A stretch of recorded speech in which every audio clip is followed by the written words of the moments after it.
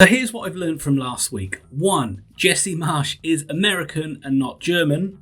2. I need to do maths a bit better because I had Liverpool could have overtaken Manchester City, but clearly not. Clearly I just can't add up properly. And 3, and probably worst of all, why do I keep backing Norwich to win? I have to stop doing it. You wally. Yeah, I deserve that. So let's see what absolute rubbish I can come up with for this round of Premier League predictions. Only one place to start, isn't there? And that is at Stamford Bridge. I'm rejigging the order a little bit, but Chelsea are the hot news at the moment as what has come out today, that their assets have been frozen because of Roman Abramovich sanctions that have been made against him after he has tried to make a quick sale and get out of Dodge. But yeah, terrible news for Chelsea really. What the ramifications are going to be for that, we will learn more as we go on, but at the moment it looks like they can't sell any tickets, they can't sell any merchandise from the club shop. We've not really seen anything like it before. How this will affect things on the pitch and in the future, we just don't know at this point. But they are in pretty decent form, a couple of good league wins and getting through in the FA Cup as well, and they look well poised to get through in the Champions League. And on the pitch, the style of play has got better as well, and I have to say it's got a lot better since Lukaku has not been playing.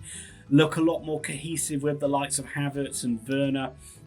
Pulisic has played well as well, but also he didn't play against Norwich, but when he played at the weekend against Burnley, Reece James was very, very good as well. Added a lot of pace, added a lot of energy into that side, and of course Mason Mount just continues to be excellent game on game really. But they are playing one of the form sides in the league in Newcastle. Another great win for them as they just keep churning out wins now. Who would have thought this around Christmas time? Go 1-0 down to Southampton, who are brilliant at home, and they've turned it around. A lot of talk was about who they were going to sign to make the difference in the window, and those players certainly have done well. Certainly if you look at that last game as well against the Saints, Chris Wood getting his first goal for Newcastle, Dan Burn with an assist for Guimaraes for his first goal with a lovely finish as well. And they are 10 points clear of the drop zone now, and it seems impossible that they could go down from this position. Nobody's going to catch them. A wonderful turnaround, doing really well. In this game though, waffled on about it far too long. I think Chelsea will be too strong. I think there'll be a feverish atmosphere inside Stamford Bridge, just because those Chelsea fans will want to give their support to their team, and I think that will carry them through this Newcastle game. Won't be easy, but I think Chelsea will win 2-1. Brighton Hove Albion versus Liverpool. Look, Liverpool, they just need to keep on winning, don't they? They need to keep putting pressure on Manchester City. They did it well last week, although they weren't at their best. They haven't been at their best against Inter Milan or against West Ham, and they very nearly came unstuck against West Ham United. That high line that Liverpool played was caught out a few times, and they were lucky that West Ham's finishing was pretty poor. But that is probably just a little blip, because they're usually much better than that. And you wouldn't although Brighton have caused them problems in the past, I wouldn't expect Brighton are a team that can really get in behind and create problems like West Ham did. So I think this will be a pretty straightforward win for Liverpool. Brighton are having a bit of a poor end to the season. It's still been a good season, and they're almost like victims of their own success really, because they've just come off the boil a little bit. Look like they're going to be an a solid mid-table finish, but it's just the form has just dipped over the last few weeks. And I see Liverpool keeping up that pressure on Manchester City. I'm seeing it being a 2-0 win for the Reds. Brentford versus Burnley, another one of those relegation 6-pointers of have Brentford slightly taking the edge off, down from a 6-pointer to maybe a 4.5er after that amazing win they had against Norwich. We said they needed something special because they've been on such a terrible run, and the little bits of quality came. Ericsson, he gets an assist. It was a corner. It was a good corner in, but it was really woeful defending from Norwich. We'll get to Norwich. But Ivan Toney coming up with a hat-trick. Much needed goals for him. Seems like a while since he's actually stuck the ball away, but a poacher's goal for the first, and then 2 penalties calmly tucked away despite the mind games from Tim Krul. And they desperately needed it, and they'll be hoping they can back that up with another win against Burnley here. A different sort of game. Burnley will be a lot better in defence than Norwich will be, and they'll make it a lot tighter of a match. But Brentford will be, even if they nick a point out of this, it stops Burnley winning, takes another game out of it and moves them closer. I mean, they're getting there. Surely only just a few more wins now, a few more points for Brentford, and they can get the job done. Difficult one to call. I think this one actually might be a draw. I'm going to put it down for a 1-1 draw, which isn't really good enough for Burnley. But if Brentford can win, that means they could have relegated Norwich and Burnley in back-to-back weeks. I know that's not mathematical, but so you don't have to comment on my maths there. Just, pretty much. Manchester United versus Tottenham Hotspur. Oh, could be one of the games of the weekend, but these two sides are... How can you predict what either one of them is going to do? Manchester United, borderline disgraceful performance against Manchester City. Played all right in the first half, but in the second half, they were so bad. They were so overrun. They were so tired. They were so... had the wind knocked out of them. And then that final goal with Mahrez smashing it in off De Gea's face kind of summed up their performance. Certainly in that last 15-20 minutes. A lot of bad blood around Manchester United at the moment. Just where do they go? It doesn't look like they're even going to get Champions League unless they actually win the Champions League now, which is a real shock and a real disappointment. There's so much work that needs to be done for a new manager coming in, because they're really just treating Ranić like a supply teacher, not really performing to his tactics. And his tactics weren't exactly the best either. Playing Pogba pretty much as a false nine or a forward. Not sure that's kind of his best position, but hey, he had to give something a go. But the biggest thing for me is just how much Manchester United have dropped off. I watched highlights of their win they had against City where Michael Owen scored the winner. I know it's a long time ago now, but the way they used to just go toe to toe with anyone and just be like, bollocks, this is the way we're going to play, and if you have to outplay us to beat us. They seem to be so far away from that. They're so timid now. It's really only Liverpool and Man City that play in that style. And they, as I said, they just seem so timid. They seem so meek and so scared to come out and play expansively and try and take the game to them, which is something fair Ollie actually used to do. So getting down a rabbit hole there. Tottenham. It's dreadful, then it's brilliant. It's dreadful, then it's brilliant. But they did have a fantastic performance against Everton last time out. Everton were pretty woeful, but Tottenham absolutely put them to the sword. There's still big question marks about them at the back, but that forward line is pretty awesome, especially when Kane and Son are firing. They are as good a front pair as anybody in the league. Manchester United have a bit of an embarrassment against Spurs in this fixture.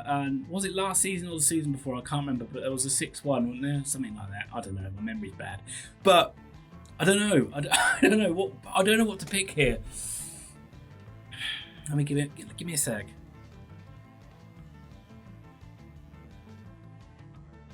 I'm going to back Spurs. I think Spurs will win 3-1. I think. Is Ronaldo going to play? I don't know. 3-1 Tottenham. Everton versus Wolverhampton Wanderers is next. And are Everton going to go down? And they decide that Burnley, because it's only really looking like Burnley, could catch. They were so bad against Spurs. They actually looked okay. And then as soon as they conceded a goal, they just fell to pieces. Michael Keane racking up own goals for fun. Pickford out of form. Calvert-Lewin coming back, hopefully he can get fit and get some goals. Could be the only shining light for them, but there's a real lack of quality, and if they're not going to give Frank Lampard that new manager bounce, it's really hard to see them winning games, which would be at the hugest of shocks to see them go down. Wolves have just put Watford to the sword, 4-0 win, which is unusual for them, but a combination of some bad mistakes and some great goals, especially from Ruben Neves at the end. This is a tough game for Wolves because Wolves still want to get into Europe and still have a chance to do so. And it's difficult to back Everton to get anything here. I think that they're going to be exposed defensively again, and I'm actually going to go for Everton 0, Wolves 2. Leeds United versus Norwich City. I say it again. I can't back Norwich. I just can't. Dad, quiet down, Nelson. Quiet down. I've had enough out of you. We've got over that. Right. I've learnt my lesson now. This is going to be a win for Leeds United. This is Jesse Marsh's first win. It hasn't been a great start for him. They've looked okay in the 2 games, but they haven't scored a goal, and they were kind of picked off on the counter against Leicester and kind of picked off on the counter against Villa as well. So not a good start. Bamford coming back off the bench again is a big plus for them. If he can stay fit, he could be the guy that gets them the points that they need. But this is a massive one for both clubs. And really, again, how many last chances are Norwich going to have? They looked a bit better against Chelsea in the second half, but I think Dean Smith's got his tactics really wrong in that game. And they're such a bad side defensively. They just can't defend set pieces. And against Brentford, as soon as a goal went in, they just fell apart and capitulated. And I think that this is one where the Ellen Road crowd can really fire Leeds to victory here. And I think this will be Jesse Marsh's first win. I think it'll be Leeds United 3, Norwich City 1. Southampton versus Watford. Well, another side which looks pretty much doomed is Watford. Odd display against Arsenal. There was some brilliance in there, like Hernandez's bicycle kick, but for large parts of the game they were outplayed, and then they kind of nearly nicked a draw at the end of it, but there was no chance of them getting anything out of the game against Wolves. Just awful mistakes meant the game was out of reach before the half-hour mark, really. A poor mistake from Foster. Again, Hernandez, brilliant 1 week, scored an own goal in this game, and they were completely well beaten. Saints will want to bounce back after a disappointing defeat after where they took the lead against Newcastle. Just gone off the boil a little bit, but they're usually very good at home. That Newcastle defeat was only the second home defeat they've had this season, so I would expect Southampton to put in a better performance in this game. Both these sides played on the Thursday night, so it's not going to be any case of like one side getting more rest over the other. So I do think Saints will be too strong for this Watford side, and I think it will be a 2-0 win. Saints. West Ham United versus Aston Villa. Well, I think West Ham meet Villa at absolutely the worst time, but they will still be kicking themselves for the fact they did not get anything against Liverpool. They've also gone down in the Europa League tonight as well, so difficult week for them. They really did create some good chances against Liverpool, and they really should have scored, but they really took advantage of using their pace to get beyond Liverpool's high line, which Aston Villa just won't play in that style, and it has just been a bit of a struggle for the Hammers, while as Villa have really found some form. I mean, Coutinho has just come in and raised the level of everybody. Scored again against Leeds, and I think that's 4 goals for him now. Matty Cash, who is a player I'm normally a bit critical of, fine finish in there as well. But Watkins looks like pretty sharp again. Ramsey, and they're playing some fantastic football with a solid base as well. They could make a late little sneak into Europe. I think it might come a little bit too late, but they're up to 9th now. After a little bit of a poor run, they've certainly got back onto the rails with a couple of good wins, and I think West Ham might go down here. Difficult one again. I think this one could be one where West Ham struggle. I'm going to go for a Villa away win. I'm going to go for West Ham 1, Aston Villa 2. Arsenal versus Leicester City. This one should be a really good game as well. Usually entertaining games with incidents and goals when these two play. Usually goals, red cards, contentious issues all the way through. But Arsenal in good nick. They look odds on to get that Champions League space now. They're in a good position and they've got games in hand and they're winning games as well. This will be a test for them. A team that usually pushes them quite hard is Leicester City. They made the Watford game more difficult than it needed to be. They scored 3 amazing goals, particularly from Saka. And I do like the fact that Xhaka, although he's much maligned in his Arsenal career, him along with Partey has given them this nice solid base in front of their defence, and it's given license to attacking players to go forward. And they do look more gritty, in inverted commas, than they have done in recent years. But Leicester don't have Vardy, and that is a big miss for them. They did get a good win in the Europa League, but again, it's a time where Arsenal got a free week, Leicester in the Europa League, so I do think Arsenal will be fresher. I think Arsenal, the fact that they don't have their nemesis Vardy playing, will be a big plus for them, and I think the Gooners will win it. You know I'm a soft spot for the Gooners. I'm going to go for a 3-1 Arsenal win. Crystal Palace versus Manchester City is the final game, and we have to wait all the way till Monday, and this could heap a lot of pressure on Man City. If Liverpool do get the win I'm expecting them to, it does mean that they have to get something against Crystal Palace, and it isn't always easy for Man City to get things against Crystal Palace. It's probably one of the worst teams that Guardiola could come up against. Palace have beaten City already this season. They look very good going forward. They've got a lot of skill that can hurt Man City, get at their defence, got a lot of pacey players, and they've still got a nice organised base. So it isn't going to be straightforward. With the quality that City have, though, with the way they played against Man United, the way they just kind of dished out this death by 1,000 cuts again, De Bruyne playing magnificently, even Grealish looking a bit better now, still a way off his best, I think, but Foden looking excellent, Mahrez scoring 2 wonderful goals in that game. As I say again, smashing one in off De Gea's face. This one is going to be nip and tuck. I think it's going to be a tight City win. I don't see many goals in it at all. I think this is actually going to be Crystal Palace 1, Manchester City 2. And that will do it for Premier League predictions for this week, folks. Hope you enjoyed the video. If you do, hit that like button. It helps me out so much. And if you like the content, hit the subscribe button as well.